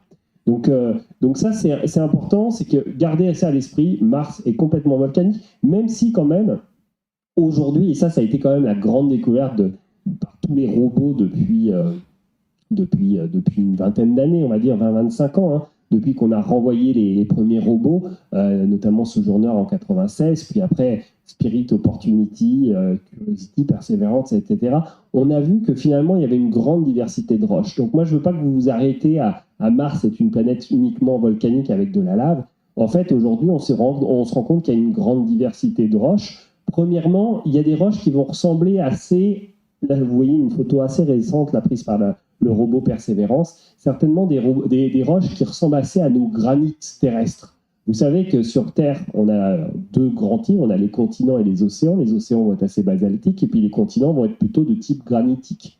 Avec des minéraux comme le quartz, par exemple. Vous avez déjà vu dans le granit, vous avez du quartz. Vous allez avoir d'autres minéraux comme les feldspath, les mica, etc. Mais le quartz est un indicateur de roche. Et d'avoir des roches comme le granit indique une formation assez complexe de continents, une forme assez évoluée. Je ne sais pas si vous connaissez comment se forment les continents sur Terre, comment on forme les granites. Mais globalement, pour former des granites, il faut fondre du basalte et donc il faut fondre des roches des océans pour ensuite les faire évoluer vers des roches plus diversifiées comme les granites. Et donc de trouver des roches comme des granites, et là il y a eu 2 publications ces dernières semaines qui ont montré pour la première fois qu'on avait trouvé du quartz à la surface de Mars, et ben ça vous montre que sur Mars, il y a eu aussi la formation de continents et la formation de roches un peu plus évoluées que de simples basaltes entre guillemets. Donc on est loin d'avoir tout découvert parce qu'en fait on se rend compte que le basalte est certainement très superficiel et qu'en profondeur on a des croûtes beaucoup plus évoluées que ce qu'on imaginait auparavant. Donc la géologie sur Mars est beaucoup plus complexe que ce qu'on aurait pu raconter il y a 20-30 ans. Et donc effectivement, on a des roches évoluées, on a des roches différenciées comme les granites, mais on va avoir aussi des carbonates. Vous connaissez la craie, c'est le carbonate de calcium. On a des carbonates, beaucoup moins que sur Terre, mais on a des carbonates. Là, la photo en haut à gauche, je vous ai mis, là, ce sont des veines de gypse. Gypse, c'est des sulfates de calcium, CaSO4. Et ce gypse, vous le connaissez, c'est les fameuses roses des sables dans les déserts, vous savez, ça c'est du gypse. C'est ce qu'on appelle une évaporite, c'est-à-dire que c'est des roches qui se forment avec une faible présence, avec des petits lacs, avec des zones d'eau, en fait, où l'eau va s'évaporer et on va former à ce moment-là ce genre de roches de silicate, de sulfate de calcium. Donc vous voyez qu'on a ce type de roches qui sont aussi présentes. Et puis vous voyez une autre photo récente là, avec du soufre. Donc on a vraiment des sulfures qui se forment comme ce qu'on vous pourrez observer dans beaucoup de volcans terrestres. Donc on a une grande diversité. On a aussi des argiles. Vous connaissez certainement les argiles. Beaucoup d'endroits sont recouverts d'argile. L'argile le plus connu, le specta, c'est de l'argile. Donc voilà, la fameuse spectite. Ça c'est bon, il y en a en stock sur Mars, vous pouvez y aller tranquille. Et donc effectivement, cette argile, c'est quelque chose aussi d'essentiel qui a été découvert en 2004 par la sonde Mars Express. L'argile, c'est un produit d'altération des basaltes, c'est-à-dire quand vous mettez beaucoup d'eau sur les roches volcaniques, ça se transforme en argile. Donc tous ces minéraux, y compris aussi le quartz, montrent qu'il y avait à une époque beaucoup d'eau à la surface de Mars et qu'on avait besoin d'eau pour former toutes ces roches, que ce soit les argiles, les sulfates, les roches différenciées. En fait, l'eau joue un rôle essentiel pour faire une diversité des différentes roches qu'on peut trouver sur les planètes. Merci Sylvain. Passons effectivement à la prochaine question. Vous avez fait une transition avec les volcans. Justement, en quoi les volcans de Mars sont-ils différents de ceux de la Terre en termes de dynamique? A. Les volcans martiens émettent de la lave moins visqueuse, créant des éruptions lentes et moins fréquentes. B. Les volcans martiens sont plus actifs et émettent des laves plus visqueuses, créant des éruptions explosives. C. Les volcans martiens n'ont plus d'éruptions visibles.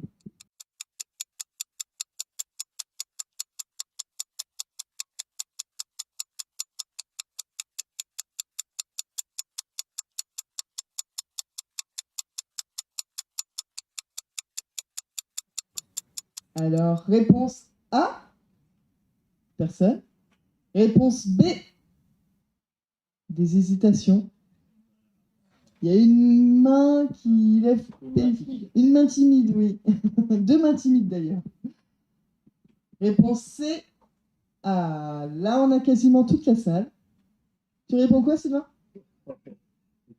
Réponse C. Effectivement.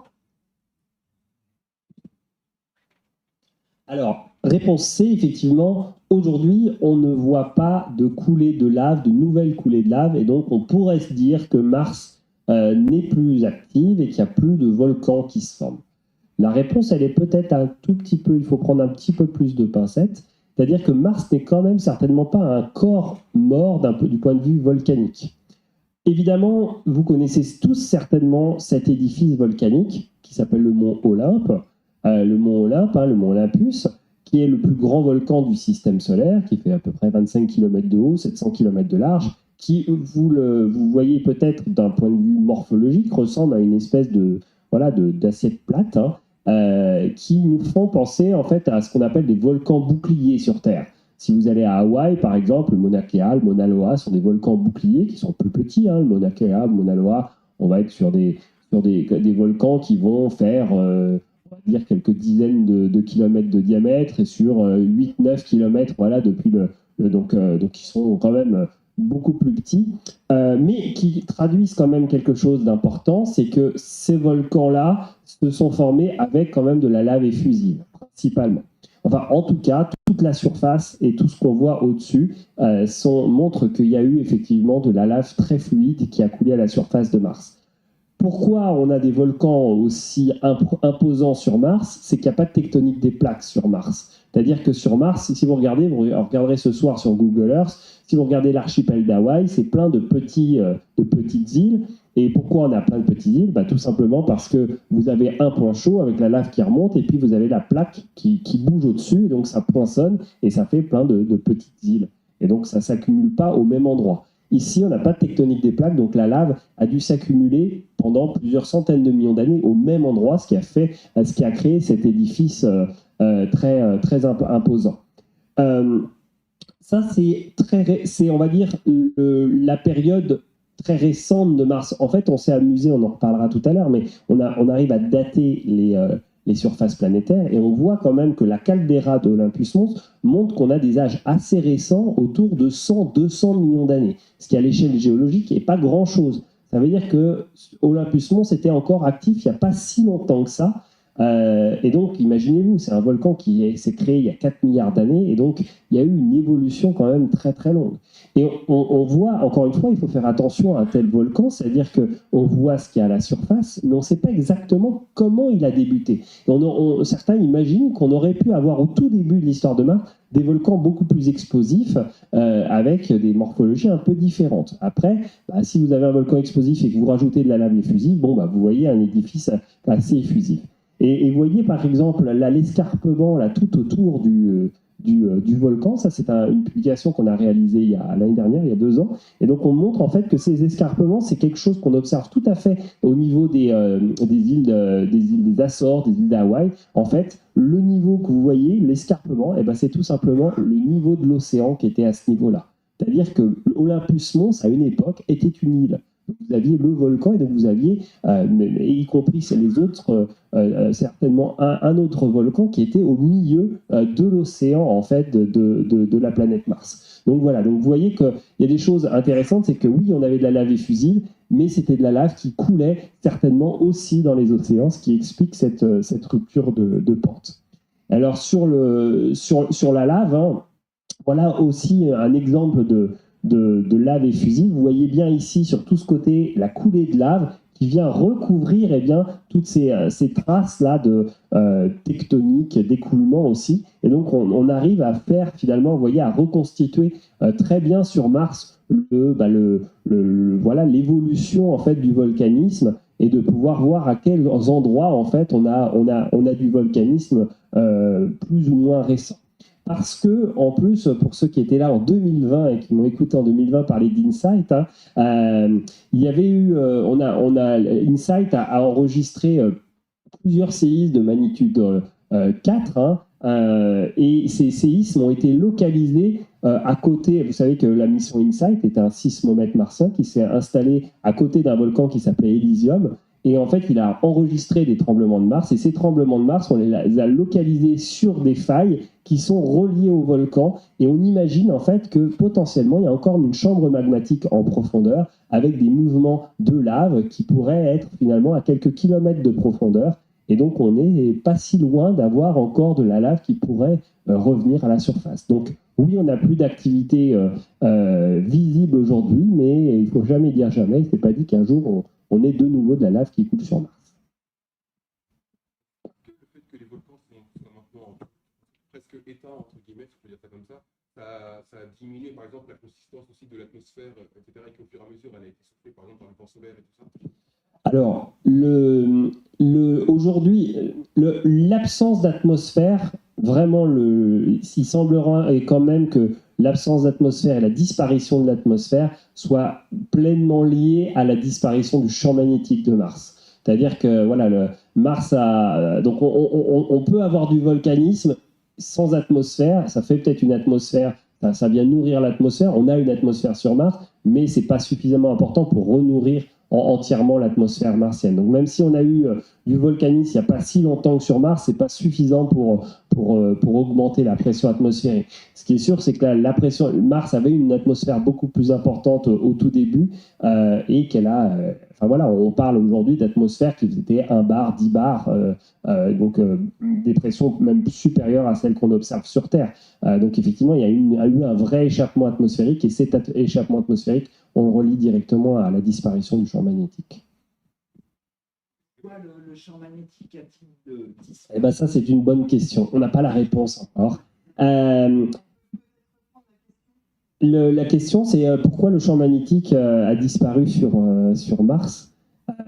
Donc ce champ magnétique sur Mars, c'est une bonne question parce qu'en fait, on ne sait pas déjà pourquoi il y avait un champ magnétique sur Mars. Même sur Terre, c'est-à-dire qu'aujourd'hui, on vous raconte la création la présence du champ magnétique terrestre avec le noyau, l'activité du noyau liquide, etc. Mais c'est beaucoup plus complexe que ça. Et il y a beaucoup de solutions pour expliquer la création du champ magnétique terrestre. Depuis quand le champ magnétique terrestre est comme il est aujourd'hui ? Est-ce qu'il y a d'autres moyens de créer un champ magnétique terrestre planétaire ? Ça, c'est des choses assez complexes. Sur Mars, on sait qu'il y avait un champ magnétique jusqu'à 3,5 milliards d'années à peu près.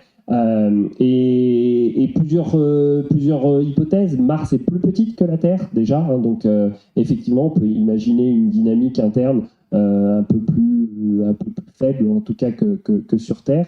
Mais il peut y avoir aussi des phénomènes on a démontré par exemple que Mars avait basculé sur elle-même à un moment donné, donc on aurait pu avoir des perturbations qui auraient arrêté le champ magnétique. Voilà, on en est là aujourd'hui et on n'a pas vraiment de réponse à cette disparition du champ magnétique. On va continuer. Est-ce que la bascule avec le groupe de Tarsis et les 3 volcans est toujours d'actualité parce que c'était en 2018, comme vous l'avez expliqué, que ça avait basculé la route et modifié la direction des rivières. C'est la première question. Vous êtes arrivé à une modélisation très profondée. Tout à fait. Les souvenirs sont bons. Ah ouais, bah, je vois.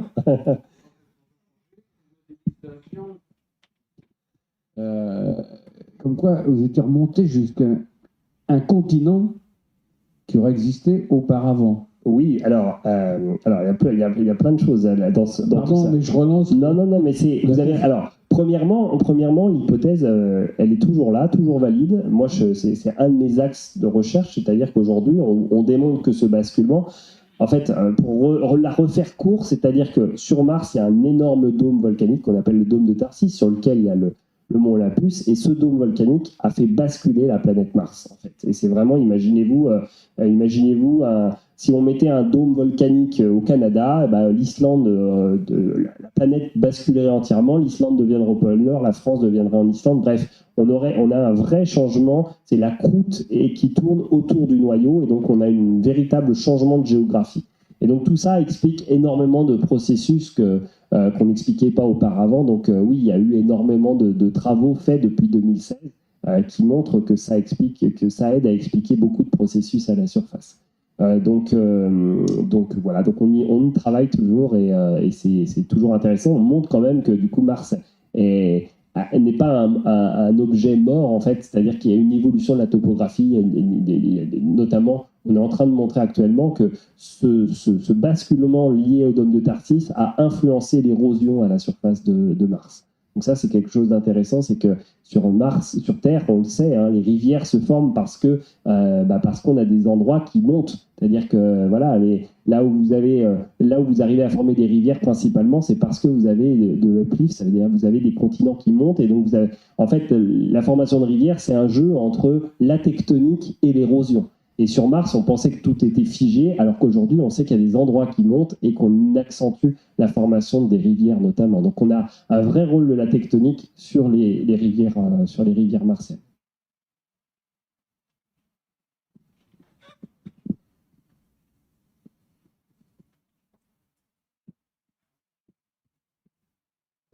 Est-ce que vous pouvez confirmer que le champ magnétique a changé sur Terre au cours des milliards d'années? Oui, alors le champ magnétique terrestre, il varie, voilà, il y a des inversions.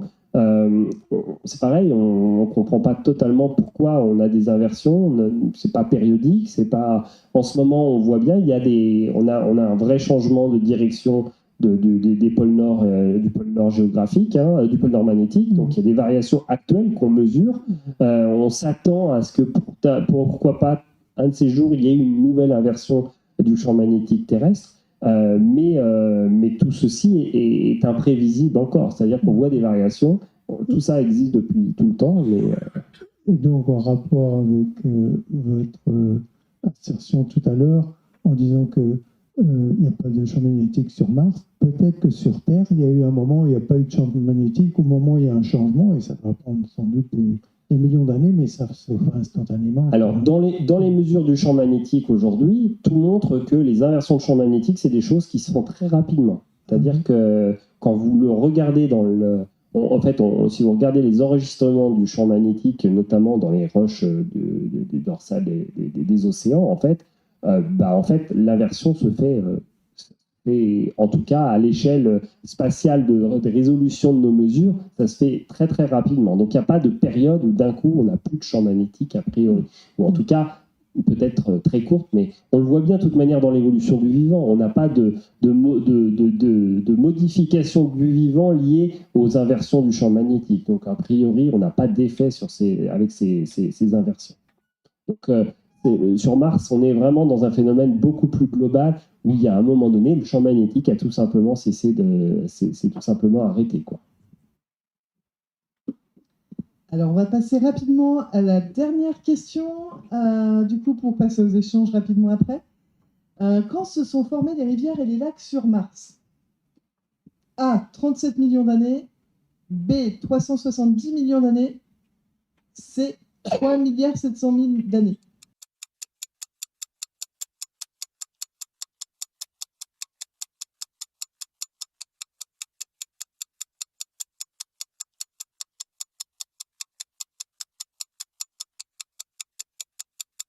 C'est quel âge ont les rivières, voilà. Alors, avec ces petites pistes, du coup, réponse A, personne. Réponse B, elle était trop facile, en fait, la question. Réponse C, toute la salle. Effectivement, réponse C.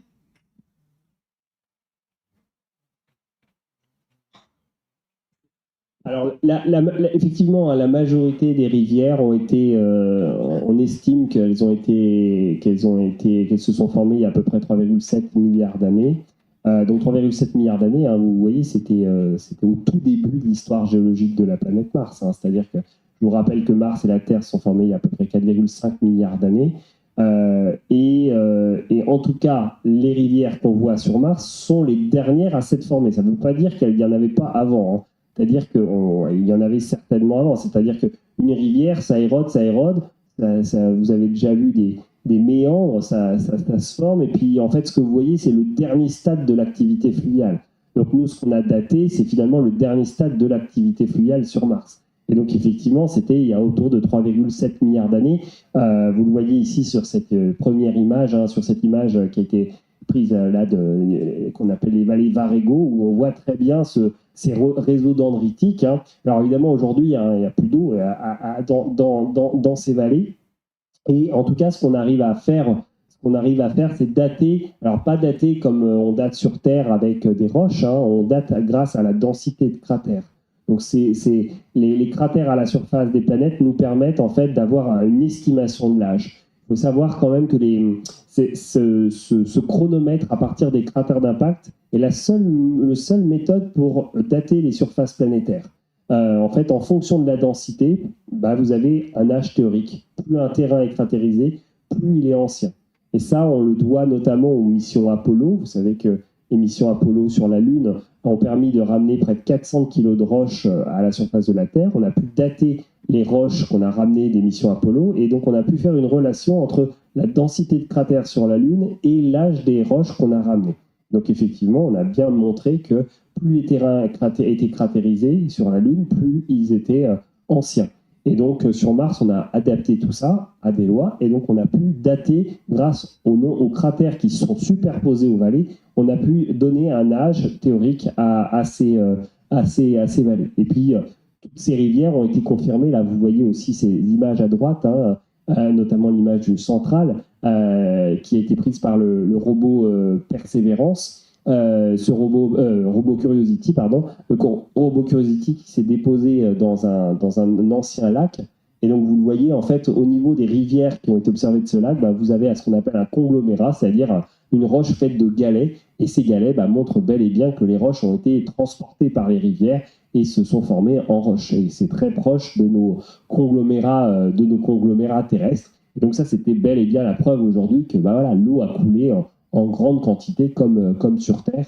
Et donc effectivement, ça c'est un autre lac, hein, dans lequel s'est posé le robot Perseverance. Là, vous êtes en présence du cratère G0, et vous le voyez ici, hein, vous avez le lit de la rivière qui arrive et qui vient déposer ici un delta. Et c'est ce delta qu'étudie le robot Perseverance. Et donc le robot Perseverance a fait une quarantaine de kilomètres là, dans ce delta, à être en train de récupérer des échantillons. Et on devrait avoir des échantillons de cette région d'ici 2030-2032 qui devraient revenir sur Terre. Donc pour la première fois, on devrait avoir des échantillons martiens dans nos laboratoires. Et évidemment, parmi ces échantillons, il y a des roches volcaniques, il y a des roches qui ressemblent plutôt à des granites, mais il y a aussi des roches qui ressemblent aux argiles et des carbonates. Et par exemple, on est très friand de ces carbonates parce que sur Terre, les carbonates sont souvent associés aux vivants. Donc en fait, on attend avec impatience ces carbonates martiens en se disant, est-ce qu'on pourrait retrouver peut-être des organismes fossiles à l'intérieur de ces roches carbonatées? Parce que comme je vous l'ai dit, cet âge, 3,7 milliards d'années, correspond sur Terre à l'apparition de la vie, c'est-à-dire les premiers organismes vivants sur Terre, que sont notamment ce qu'on appelle les cyanobactéries, les stromatolites, datent d'à peu près de cette époque de 3,5-3,8 milliards d'années. Donc on imagine aujourd'hui finalement un destin quand même assez parallèle et très lié entre la Terre et Mars, hein, où effectivement on avait une atmosphère beaucoup plus importante sur Mars qui ressemblait finalement certainement à celle de la Terre, où on avait des océans, des lacs, des rivières. Et la dernière, je crois qu'il y a une dernière image. Voilà, ça c'est une reproduction du cratère G0, où on imagine vraiment une planète Mars qui ressemblait finalement assez à la Terre. Hein, c'est-à-dire que la Terre devait ressembler quand même aussi à ça il y a 3,7 milliards d'années, où on avait des océans, des lacs, des rivières. Et tout ça, effectivement, toute cette eau liquide a disparu, hein, puisque, on l'a dit tout à l'heure, l'atmosphère a disparu, liée notamment à la disparition du champ magnétique. Après, il faut rester toujours ouvert, c'est-à-dire que la majorité des réseaux de rivières se sont formés à 3,7 milliards d'années. On sait qu'il y avait encore de l'eau qui coulait à 3 milliards d'années, et on sait encore plus que sur certains volcans, on voit des écoulements passer. Donc, il ne s'est pas dit qu'il y a 1-2 milliards d'années, il y avait encore de l'eau qui coulait. Donc, il y a une transition, c'est-à-dire que l'atmosphère a disparu, mais elle a mis certainement un certain temps à disparaître. Aujourd'hui, la pression atmosphérique sur Mars, elle est de 6 millibars. Elle ne permet pas d'avoir de l'eau liquide aujourd'hui, mais rien ne nous dit qu'il y a effectivement 100 millions d'années, 1 milliard d'années, l'atmosphère était peut-être un tout petit peu importante, ce qui permettait quand même encore d'avoir des écoulements à la surface de la planète Mars. Donc, vous voyez qu'on en découvre voilà, tous les jours sur cette planète Mars. On s'intéresse quand même, une grosse partie de la communauté s'intéresse à ce premier milliard d'années de l'histoire de Mars, parce que c'est évidemment cette période-là où il y avait quand même certainement beaucoup d'eau, et on espère, pourquoi pas, trouver des traces fossiles des premiers organismes vivants à la surface de Mars. Merci Sylvain pour ces éléments. Messieurs, dames, nous allons commencer la deuxième partie. Donc, si vous avez des questions, si vous souhaitez échanger avec nos intervenants, ils sont là, ils sont à vous. Moi, je n'ai plus de questions. Je vous remercie infiniment du coup pour le quiz et je reviendrai là-dessus à la fin. Mais pour le moment, je sais que nous avons des questions. Peut-être deux questions. Je suis toujours en train de prendre le micro, ça me gêne un peu.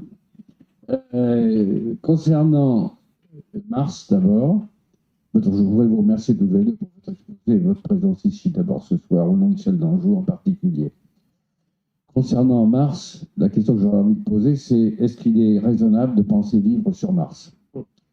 Deuxième question que je voudrais poser à Sylvie Vauclair, rien à voir, éventuellement, est-ce que l'avenir de la cosmologie, c'est le neutrino? C'est deux questions tout à fait... voilà. Alors, je laisse... je commence. Alors, en ce moment, on est un peu excité par l'histoire d'Elon Musk. On n'est quand même pas dans un contexte très sympathique. Ce qui est sûr, c'est qu'aujourd'hui, on a... Enfin, alors, il y a deux choses. Moi, je sépare le côté de Elon Musk qui parle de colonisation, etc., qui est utopique et qui a rien... Enfin, il n'y a aucune justification aujourd'hui et surtout aucune... on n'a aujourd'hui aucune chance, enfin, là dans la décennie ou même d'ici 30-40 ans, enfin dans le siècle, de pouvoir imaginer ce que Musk imagine. C'est complètement fou et impensable. Ce qu'on peut imaginer éventuellement, c'est de se dire, voilà, comme on l'a fait sur la Lune, d'envoyer un robot, une petite sonde avec quelques humains et qui resterait quelques jours, voire un peu plus, pour pouvoir aller voir ce qui s'y passe. Mais il faut quand même bien réaliser que Mars est complètement hostile. C'est-à-dire qu'on n'a aucune idée aujourd'hui de comment voyager là-bas vraiment, parce qu'en fait, même si on sait que l'humain peut rester plusieurs mois dans l'espace, ça reste quand même compliqué de pouvoir partir comme ça de la Terre. On ne sait pas véritablement ce qui pourrait se passer. L'absence de gravité est quand même un problème, hein, c'est-à-dire que voilà, c'est super cool, on le voit bien, hein, quand même les astronautes, quand ils redébarquent sur Terre, ils ont quand même du mal à marcher, donc bon, tu as fait 6 mois de voyage, tu peux pas te déplacer sur Mars, c'est quand même un peu bête. Et puis on est quelque chose quand même qu'on dit rarement, c'est quand même que en dehors de la Terre est quand même le meilleur berceau où le champ magnétique nous protège. C'est-à-dire que sur la Lune, sur Mars, on est quand même arrosé par le vent solaire et toutes ces particules qui sont pas du tout bonnes pour la santé. Donc aujourd'hui, on n'est pas du tout dans une optique, je pense, vraiment d'installation. Si on y va faire un tour déjà, ça serait déjà pas mal, mais ça s'arrête là. Et après, on peut se poser la question pourquoi y aller. Bon, aller faire un peu de géol, aller voir, parce que y a un côté challenge et que c'est plutôt cool d'aller faire un tour là-bas. Bon, pourquoi pas. Mais ça s'arrête là. C'est-à-dire que les délires d'Elon Musk d'1 million de... Enfin, en gros, je pense que lui, dans sa tête, il imagine que l'humanité va disparaître de la Terre et qu'il faut un autre endroit pour protéger les humains. Je pense qu'il en est là. Voilà, on en est très loin quand même. Voilà. C'est un suicide, un suicide collectif. Votre deuxième question, et en fait, elle a beaucoup d'aspects, donc je vais essayer d'aller vite, mais les gros problèmes qui se posent avec la cosmologie contemporaine, il y en a beaucoup. Il y en a un qui est que l'univers est dominé par de la matière qu'on ne connaît pas, puisque la matière qu'on connaît, celle qui nous constitue, celle qu'on observe, qu'on appelle la matière baryonique, celle qui fait aussi les réactions nucléaires, ce n'est que 5% de la matière qui existe dans l'univers, et en plus il y a autre chose encore qu'on appelle l'énergie sombre. Donc, quand vous parlez de neutrinos, moi, ça me fait tilt par rapport à la matière noire, parce qu'il y a eu beaucoup d'idées. Comme on ne sait pas ce que c'est, en fait, il faut comprendre quelque chose. Je ne vais pas passer des heures, mais il faut comprendre quelque chose. C'est que par l'étude de l'univers d'une manière générale, on a des convergences dans l'étude, par exemple, de la rotation des galaxies, dans l'étude des amas de galaxies, dans l'étude de ce qu'on appelle les arcs gravitationnels, les arcs d'Einstein, en fait, tout ça, des convergences sur le fait qu'il existe de cette matière noire, donc, mais on ne sait pas ce que c'est. Donc c'est vrai que c'est étrange de dire on sait, sauf théorie alternative, hein, il y en a, mais on sait qu'il existe quelque chose, on ne sait pas ce que c'est. Et donc, il y a eu beaucoup d'études, il y en a encore, pour essayer de comprendre ce que c'est. Une des études concernait les neutrinos. Il y a plusieurs sortes de neutrinos. Est-ce qu'il existe? Il faut que cette matière-là soit de la matière massive, parce que c'est quelque chose qui a un rôle gravitationnel, c'est comme ça qu'on la connaît, mais qui interagit très peu avec notre matière à nous, sinon on l'aurait déjà détectée. Voilà. Alors, je ne sais pas exactement la situation actuelle par rapport à toutes ces théories, mais pour l'instant, ce n'est quand même pas le neutrino, d'après ce que je sais, qui est privilégié pour ce type de matière qui pourrait exister. Bon, tout n'est pas définitif puisqu'on ne sait pas ce que c'est. Mais il y a des expériences, il y a plein d'expériences pour essayer de trouver ça. Voilà, il y a d'autres questions qui sont comment dire, on connaît bien, même si c'est évidemment pas parfait parce qu'on ne connaît pas tout, qu'on ne connaîtra jamais tout et qu'on a beaucoup d'incertitudes, hein, mais on connaît assez bien l'évolution de l'univers depuis ses premiers instants. Et ces premiers instants, ces tout premiers instants, ce qu'on appelle le temps de Planck, qui est une petite fraction de seconde, c'est une limite à nos connaissances. Et c'est une limite à nos connaissances parce qu'il nous montre quelque chose qui est une théorie quantique de la gravité. Donc je ne vais pas aller très en détail, mais pour ceux qui comprennent ce que ça veut dire. Donc en fait, on a besoin de quelque chose comme ça. Donc pour aller plus loin dans la cosmologie, il y a plein d'autres problèmes. Mais cette question-là est vraiment une question fondamentale. Et puis la question de la matière noire et la question de l'énergie sombre, qui est encore autre chose, qui est une énergie, là encore, dont on a on voit son influence, hein, sur ce qu'on observe. Et c'est quelque chose, là, cette énergie sombre, c'est quelque chose qui a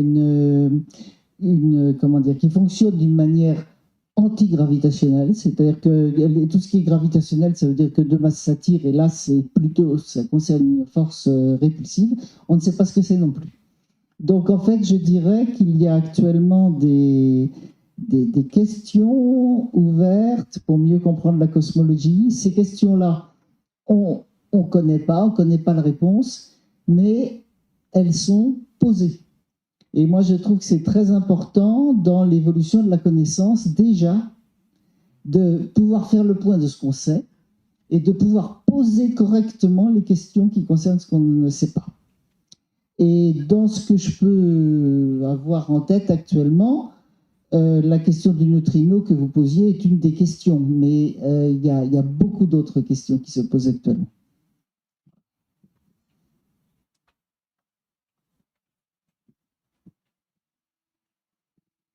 Si.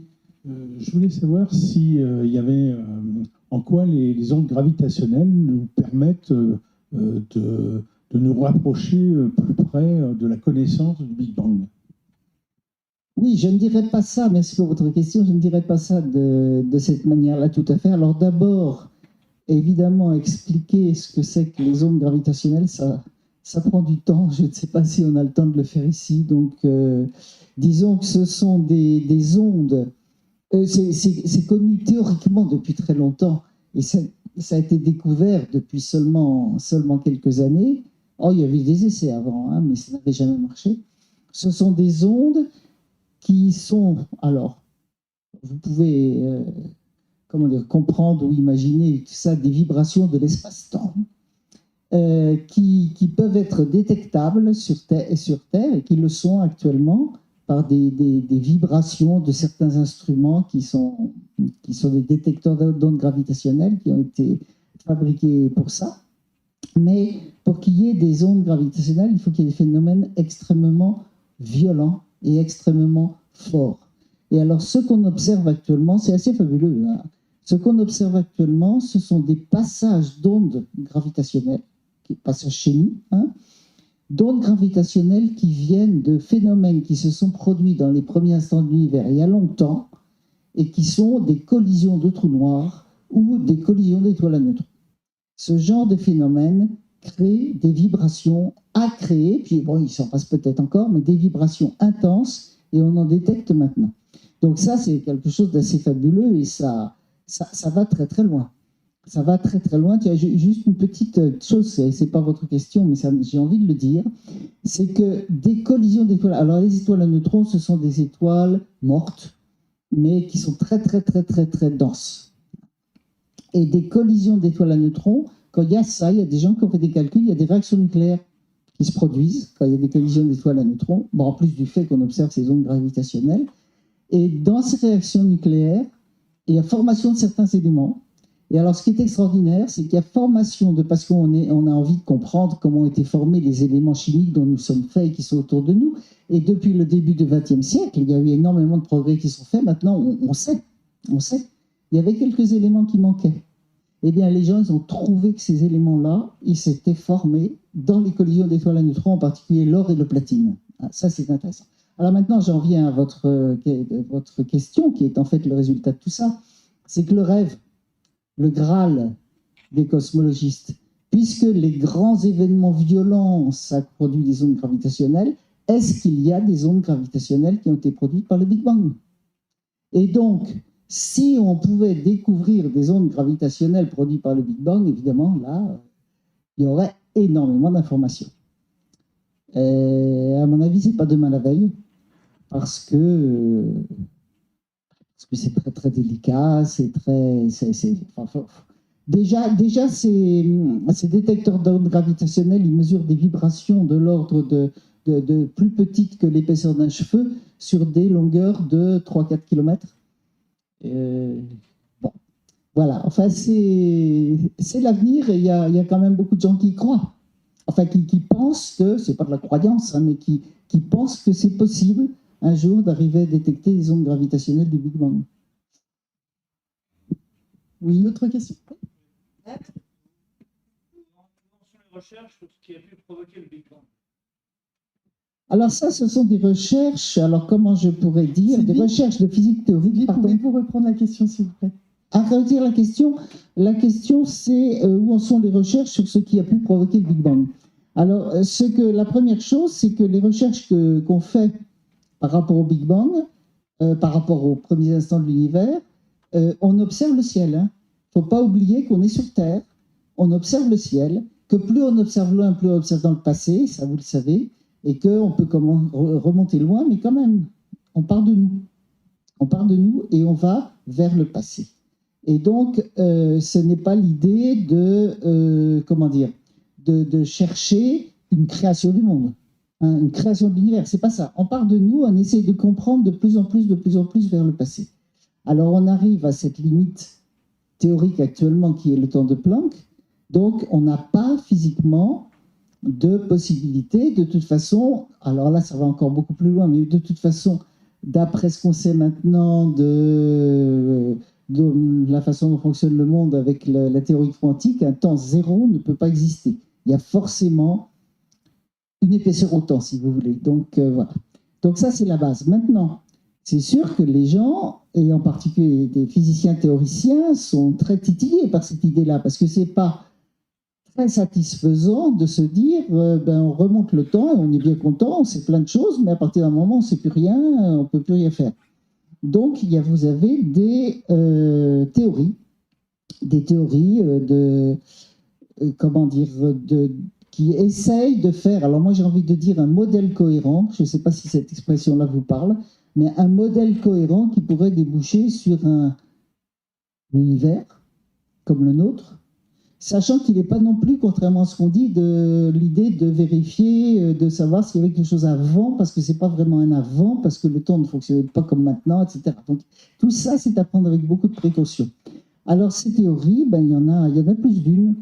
Et puis c'est aussi relié à l'histoire d'une théorie quantique de la gravité. Par exemple, il y a quelque chose qu'on appelle la gravité quantique à boucle, il y a des choses comme ça. Il y a aussi des idées d'univers qui peuvent ressortir de trous noirs ou des choses comme ça. Il y en a beaucoup. Mais en fait, il y a toujours l'idée que à ce moment-là, il y a autre chose. Par exemple, l'idée que l'univers est venu de collisions de structures dans un hyperespace. Ça, c'est une des théories. À ce moment-là, il y en a plusieurs. Il n'y a pas de raison qu'il n'y ait que le nôtre. Et on débouche sur ce qu'on appelle les multivers, théorie des multivers. Tout ça, c'est très joli, mais il vient d'où l'hyperespace? Donc, en fait, on est ce problème qui a d'ailleurs été très bien décrit à un moment par mon collègue Jean-Pierre Luminel, la recherche de la cause première. Et en fait, au point de vue scientifique, une cause, il y a toujours quelque chose avant. Enfin, on est toujours... donc, on se heurte forcément à quelque chose qui n'est plus du domaine scientifique. Et même s'il y a plein d'études, hein, il y a la théorie des supercordes, il y a toutes sortes de théories. C'est pas très satisfaisant. Il y a des choses assez cohérentes, mais enfin, on peut pas dire que c'est comme ça que l'univers a été créé. C'est pas sur ce plan-là. C'est difficile. C'est difficile parce que ça dépasse le domaine scientifique en réalité. J'ai une petite question, c'était comment est-ce qu'on peut dater des ondes gravitationnelles? Puisque vous parlez de chercher des ondes gravitationnelles qui... Alors là, je vais vous dire une chose, je ne suis pas capable de vous répondre. Je ne suis pas dans ce domaine-là, je connais leurs résultats. Maintenant, les méthodes détaillées et comment est-ce qu'ils savent, par exemple, ils sont capables de dire que c'est des 2 étoiles à neutrons ou bien 2 trous noirs, ils sont capables même de dire de quelle masse et des choses comme ça. Je suis absolument désolé, mais je ne suis pas capable de vous le dire. Parce que je ne suis pas une spécialiste, je pourrais dire des bêtises. D'accord, très bien. Mesdames, Messieurs, une autre question, une dernière question? Oui. Oui.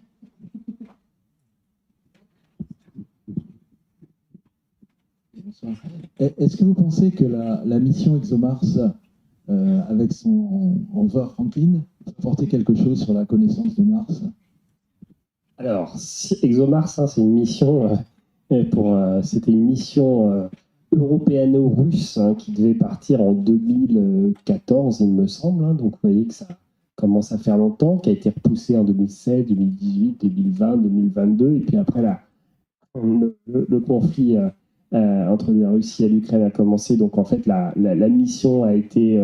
la partie russe a été annulée. Et donc, voilà. Donc, ExoMars devrait repartir en 2028. Donc, théoriquement, pour l'instant, c'est une mission un peu chat noir, quoi. Et on espère qu'elle partira. ExoMars, c'est un rover un peu comme Perseverance, Curiosity, sauf que ça commence à être une technologie un peu ancienne. Enfin bon, il y a eu un peu de développement, etc. Donc bon, on devrait quand même avoir une mission assez haut de gamme entre guillemets. Ce robot donc devrait se reposer en 2028 dans les terrains de l'hémisphère sud martien.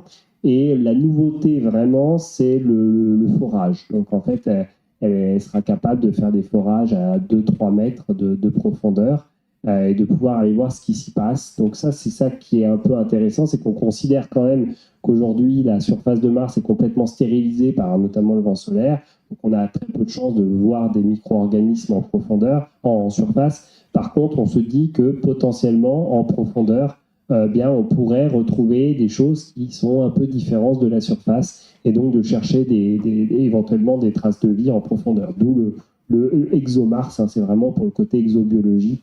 Donc après, certains pensent que c'est pas suffisant comme profondeur. On verra bien. En tout cas, ça apportera quand même des données intéressantes et des choses quand même qui n'ont jamais été faites auparavant. Récemment, là, il y a eu une publication qui est sortie, je crois, la semaine dernière, qui montre qu'il y a énormément d'eau certainement en profondeur.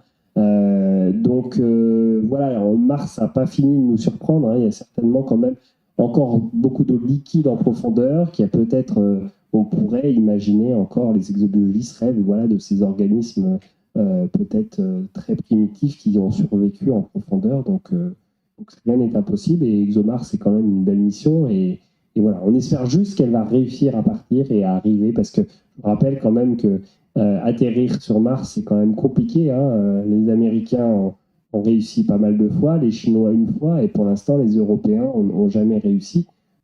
Bonjour, j'ai entendu que l'univers était dans un trou noir. Oui, c'est pas exactement ça, mais il y a quelque chose qui est assez interpellant. Mais je prends un petit peu de précaution. Il faut faire la différence, c'est vraiment important, entre l'univers tel qu'il est éventuellement à l'époque actuelle, et ça on ne le connaît absolument pas, on ne peut pas observer, et ce qu'on appelle l'univers observable, qui est ce qu'on observe et qui est aussi dans le temps. Puisque quand on observe en distance, on observe le passé. On observe les objets célestes tels qu'ils étaient quand ils nous ont envoyé la lumière. Ça, c'est un point de départ important. Donc l'univers actuel, l'univers au temps T, en fait, si on peut dire comme ça, on n'y a pas accès du tout par l'observation. Par le calcul, on peut imaginer. Voilà. Maintenant, si vous prenez l'univers observable, celui-là a une limite. Et il a une limite parce que c'est la limite du Big Bang. Si vous prenez la densité telle qu'on la connaît de l'univers, mais alors c'est compliqué, c'est l'univers observable, donc il faut voir aussi l'évolution avec le temps. Donc tout ça, c'est très approximatif. Hein, c'est pour ça que je prends des précautions. Mais si vous prenez en gros la densité qu'on connaît, si vous imaginez la masse de l'univers observable, avec toutes les précautions que je vous dis, les dimensions de l'univers observable, vous savez qu'il y a une relation entre la masse et le rayon d'un trou noir. Eh bien, vous trouvez à peu près les dimensions d'un trou noir, c'est-à-dire la masse qui correspond au rayon. Voilà. Donc, ça fait couler de l'encre, mais on ne sait pas, faut pas aller énormément plus loin que ce que je dis là. D'autant plus qu'encore une fois, c'est l'univers limité dans le temps. Bon, c'est quand même interpellant. Moi, à une époque, quand je faisais des cours, je faisais faire des exercices à mes étudiants sur ce sujet. Voilà. Donc, mais il y a aussi les idées, alors là, qui sont, par rapport à ce que je disais tout à l'heure, la gravité quantique à boucle, certaines conclusions de ça, enfin certaines possibilités, c'est qu'il y ait des univers qui émergent de trous noirs. De nouveau, bon, il y a des choses comme ça. Voilà. Donc, c'est intéressant d'en parler. Maintenant, il ne faut pas prendre ça. Ça ne veut pas dire que nous vivons dans un trou noir. Maintenant, pourquoi pas? C'est pas exclu que nous vivions dans un trou noir. Hein, voilà.